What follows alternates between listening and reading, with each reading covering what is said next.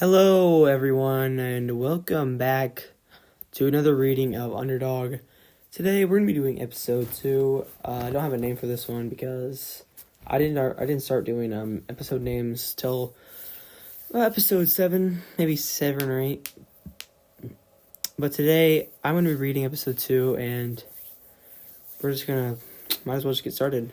Hopefully, this is better than the last episode, which had a lot of pacing issues and a lot of problems where I didn't know what was going on, and it kind of just was going so fast I couldn't even understand what I was reading at points. But let's just get right into this with Chapter 1. Things never go as planned. Okay. Zach is driving to a grocery store while on speakerphone with Dylan. Zach, Alice hit me up with a with a super awesome super suit.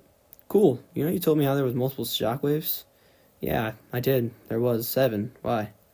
Maybe the 7 shockwaves indicate something like the amount of power you get, or I don't know. When Zach ends the call, he sees something in the head mirror. A black-suited figure, but not Nightwalker. What the heck? Zach looks behind him and sees nothing. What was that? Zach parks in the lot and walks into the store, but then all of a sudden Zach sees Tsunami. Everybody get on the ground or else! Tsunami shows balls of water coming out of his hands. A man stands up, but Tsunami pierces the man with a water-shaped knife. Let that be an example to all of you to not mess with me. Jack pushes the cart out to distract him and hides behind a shelf full of glass candles. He picks up one and chucks it at him, but Tsunami blocks it with a water shield. Who did that? Tsunami shoots a wave at the candles, knocking the shelf. He sees Zack and starts to choke him. Look at you, so defenseless, so weak, so stupid. Zack pulls out a device that shoots a dart that reduces his powers. The tube of water disappears. Tsunami falls to the ground and yells, "Ah, you sad. You lost, Tsunami. Do you not know what you have done? What have I done? I need my powers to live." That's not my problem. Zack leaves the store. So already I'm noticing some dialogue issues, but that's alright. So let's go to Chapter 2. Training to Fight. Zack walks into the lab seeing Atlas spray painting a sign. Welcome to the new sector, a.k.a. Zack pulls down a tarp, revealing it to the training room. So what's this for? Well, you see all of us can train in this room. See, put your cartridge in, designed for everyone. So Dylan has the things to lift, and I have the treadmill. And you can code your own. Alright, cool. Alright. Speaking of Dylan, where is he? Oh, he's training right now. You can go talk to him. Dylan is lifting boxes and punches a sandbag with his powers. Hey, Dylan, so, what's going on? Dylan keeps punching the bag, not focusing on Zack. Have you not heard Miranda literally got kidnapped? Dylan continues punching the bag. Oh, I'll try to pinpoint her exact location. Yeah, just don't bother me again. Zack leaves the room and sits down at his desk. He opens a new software he made where he can see meta energy. Dylan, we found it alright, but I need to do this alone. Dylan takes his earpiece off and places it on Zack's desk and suits up. Goodbye, Zack. Trust me, I won't die. So just don't come for me. Dylan runs out of the lab and out of Alice's house and stands still and takes a deep breath. He then points his palm at his legs and starts to fly. Oh my god, I'm floating. He starts to fly faster toward Miranda's location. Dylan gets to the location and smashes one of the windows. Why does it have to be an abandoned warehouse? Dylan uses power to turn on the light bulb. When he sees Miranda sitting down tied up, Miranda, are you okay? Miranda looks up with one eye scratched, making one eye work. Oh my god. Well, looks like the bait worked. So, I'm not even sure what's going on right now. This is very confusing and hard to read, to be honest, but it's alright. Chapter 3, Die or Die. Dylan turns around and sees a black-suited figure. Who the heck are you? I am someone you're very close to. Or maybe you've only seen me once. Who knows? I actually don't care, but why did you kidnap Miranda? Why would I tell you that? Dylan puts his hand out at the black figure. But the black figure slows time down because he's a speedster. The radioactive waves that come out of Dylan's hands stop entirely. Dylan, you got everyone laughing. You're just pathetic. I mean, come on, you didn't even want help or even ask. The black figure moves out of the way of the shockwaves and punches Dylan. Time goes back to normal and Dylan gets launched back into a shelf of old tires. What the? So you're a speedster like face? Yeah, I am. Why, you curious? Yeah, I am, but how'd you get your powers? You know it's not backstory night. Dylan makes the shelves collapse, but the figure runs out of the way. You know that I have literal super speed, so why can't you find another way to defeat me? Like, come on, actually. Dylan makes an angry look at the figure. Who even are you? I already told you. I'm someone who knows you. Dylan puts his hand out and lifts the floor up and makes the black figure fall over. And then Dylan freezes the figure, but instantly gets out. Are you dumb? Don't you know that speed is one of the strongest forces? Also, not to brag, but my speed is extraordinary. Even faster than your little friend. I doubt it. How about you race him at the track tomorrow? 6 o'clock. 6 a.m. sharp. Bet. I'm always down for a challenge. The figure zooms out. So, what is even happening? I don't even know what's going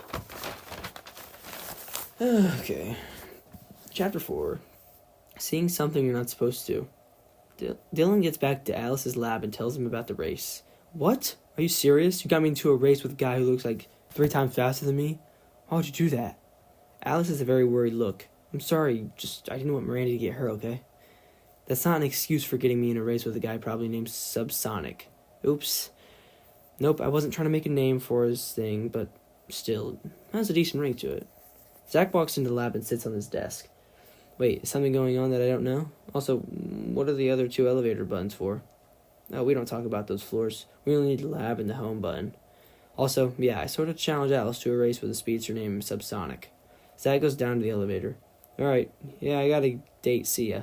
Zach walks in the elevator and presses the floor 3 button, being curious. Sorry, Alice, but I need to know what's in store. The door opens and Zach walks in. There's lights hanging down from the ceiling, but there's rust on the walls. What's this? Zach walks up to an old computer and tries to turn it on, but it doesn't work. He slaps it and walks away, but then he hears the starting sound. Finally. Alright, let's see what's hidden inside of this junk. Zach sees a video folder. When he clicks on it, he sees a video named TestRunMP.4. What's this? Alright, this is a speed test, my friend Zari. I'm ready. Let's get it started. Alice in the video clicks a button and shoots a beam at Zari. The beam starts to make Zari fade away. Ah, help! Ah, help! Zari fully fades away and Alice speeds away. And Zach turns the computer off and goes home. Alright. Still, I mean, what is happening? I mean, this is, like, so fast. I don't even know what's going on. Chapter 5, The Race of Life. It's the next day and Alice is on edge but goes to the lab with a plan. Alice comes in and sits down on at his desk and pulls out a blueprint that he never wanted. Alright, let's see. 2 hours. Luckily I have super speed. He races all around the lab grabbing different parts. Let's get this going. He starts assembling the device, the speed enhancer. Dylan is at racetrack looking worried. Oh me, what have you gotten Alice into? A car pulls up with Zach coming out of it. Hey Dylan, clearly you got here pretty early. Yeah, I did this, so kind of just want to be here. Alice zooms into frame. Where's Subsonic? I need to know now. Subsonic appears from a dark alley. You looking for me? Yeah, come on, let's do this. Good luck. You'll need it. The 2 speedsters get in ready position. Zach does a countdown. 3, 2, 1. The 2 speedsters start running with Atlas barely trailing behind Subsonic. Zach, how is Atlas going so fast? I don't know, but I did see him some kind of device on his chest, so maybe that has something to do with it. Atlas starts to gain a lead on Subsonic, making Subsonic angry. Whoa, Atlas is getting a big lead. He might actually win. But then all of a sudden, Subsonic shoves Atlas into the grass. Ah, dude, what the heck was that? You never said shoving wasn't allowed. He looks like I've won. Subsonic starts vibrating his hand, ready to impale Atlas. Dylan stops Subsonic with his powers, making a Subsonic disappear. Okay. How does that make him disappear, though? I don't even know, but this is insane. I don't know what's going on, bro. It feels like I'm going crazy reading. Chapter 6, A New Hero, Less Threat. Dylan, Zach, and Atlas group back up at the lab and try to figure out how Subsonic just disappeared. How? Just how?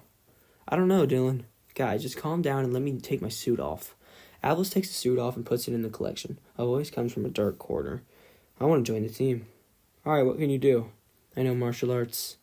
Okay, but any powers? I don't need powers to defeat you.